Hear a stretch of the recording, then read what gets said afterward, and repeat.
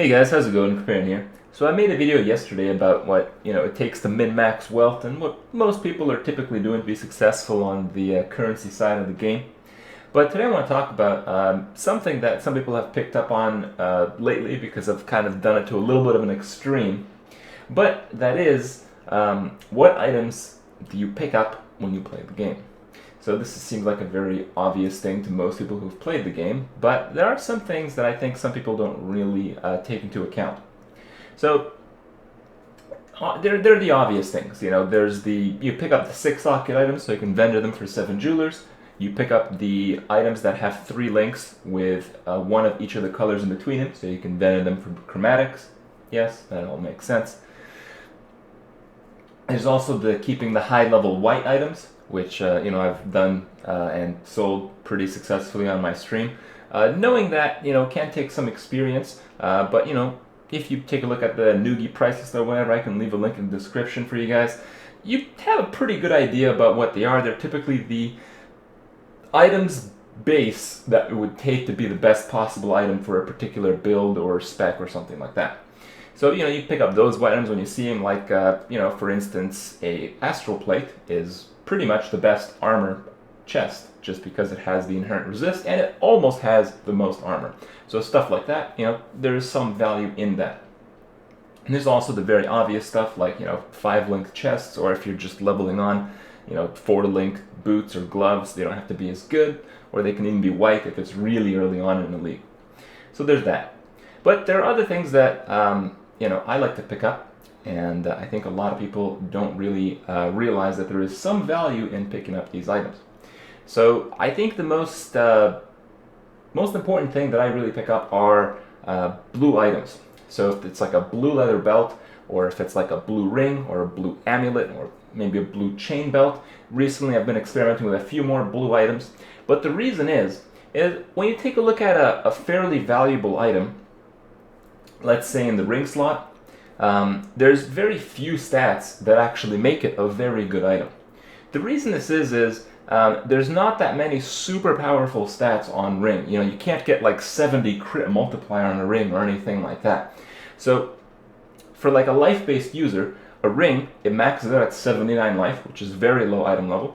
And then if you get 2 resists or something like that, or like a resist or a weapon elemental roll, which sometimes doesn't even require a very high level, literally 3 stats can make the item very good.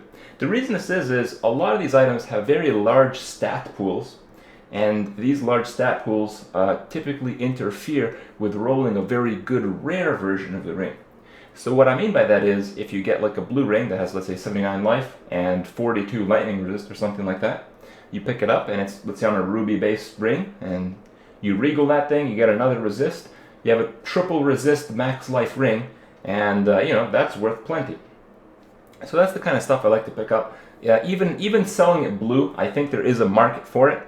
A lot of the gear that some people use in like week races or stuff like that is blue quality. Obviously, in a very long-term league, this may or may not turn out to be the case. But I still enjoy it, and I still think there is some value in it, because the worst case scenario, you're investing a wisdom scroll for alteration shards, and as you know, 8 alteration orbs is roughly equivalent to 1 orb of alchemy. So there is always going to be some value gained from that. To the extreme, you can pick up the white item versions of these items and transmute them. I've done that a little bit lately, but that's a little sketchy, I'd say. Another thing that I think brings in a lot of wealth is knowing how to manage your inventory space. So when you're doing a map with a group, typically you only have one portal for yourself. And if you're taking this portal, to just get the experience map, that's good. But you may not get a chance to loot more items than what space available you have in inventory. As such, you gotta know what to keep if more stuff drops. So for instance, let's say your inventory is pretty much full, say for 1 slot, just in case a 6 socket item pops up, and you get another rare drop. You shouldn't leave the rare on the ground, because sometimes these rares are very good. But to pick the rare up, you have to drop a rare, and you have to know what item you want to drop from inventory that's worth less to the vendor as opposed to what you're picking up potentially. This comes down to knowing which stats vendor for the appropriate values. There are some stats that are worth nothing. Off the top of my head, like accuracy, mana, life regen, thorns, probably a couple of things I just can't remember right now. If you have a blue item with these stats, so if you have, let's say, a thorns prefix and an accuracy suffix, or a mana prefix and a light radius accuracy suffix or something like that, the item will vendor for one scroll fragment. It won't vendor for any alteration shards. The value that you vendor is based off of the stats of the item, despite it not being like rare or something like that. It doesn't really matter. It's just each individual stat has a value when you vendor it. And some of these stats are garbage, like I mentioned, but some of them are very good. Some of those that are very good include Chaos Resist, plus the skills. So if you have like +2 to melee on a shield, or if you have +1 to lightning, or just anything like that. And the Magic Find properties. So if you have rarity and quantity shown up on your rare, let's say, that will vendor for a value in alchemy shards. The value in alchemy shards is based among the rolls. So if you have like Chaos Resist, let's say, if you have 23, even though 23 is not the max, 30 is, you're going to get 1 alchemy shard. But if you have the max of the bracket, and in the bracket that 23 lies is, I think, 21 to 25. So if you have 25, it'll vendor, I think, for 3 alchemy shards. Typically, this is not that important to know, like, which is the max of the bracket and whatnot, but it is important to know that these particular stats that I've mentioned, possibly a few others that I'm maybe forgetting right now, do vendor for alchemy shards, which are going to be much more valuable than alteration shards. So going back to the issue where I explained, having a packed inventory and no backup portal to re-enter the map, you'd want to find these rares that have poor stats. So if you have a rare that has only like 4 stats and one of them's mana or something like that, that's not going to be it's not going to be worth many alteration shards. Whereas if you have another item with, quantity or rarity or plus the skills, you're going to get a lot more value by vendoring that item. And this is all very small stuff, but knowing about it and picking up on it and doing it consistently will pretty much allow you to generate a lot more wealth than other people who are not familiar with the system. Another thing is, when it comes to vendoring like all different sorts of rares, sometimes it's best to keep the rare. I haven't really done this on stream too much because I'm a little bit lazy, but you guys know the chaos recipe. If you have an item over level 60, you can vendor the full set of rares. So if you have like a helmet, 2 rings, an amulet, a chest, a 2-hander, gloves, belt, and boots, pretty much every single slot identified already. If it's over level 60, you vendor all of that, you get 1 chaos orb. And obviously, you want to keep in mind the fact that the items that have the rarity and quantity mod can vendor for alchemy shards. So there's going to be some balance in there where you kind of want to sometimes vendor even rare pieces like rings, which is typically the limitation to the chaos recipe. If you have a really good like rarity, quantity, or something like that, it may vendor for more value as is rather than being saved for the chaos recipe. In addition to that, there's a few other recipes out there that kind of help out to know, but it's not that big of a deal. If you match the rare names, you get some chance orbs. It doesn't really matter much these days.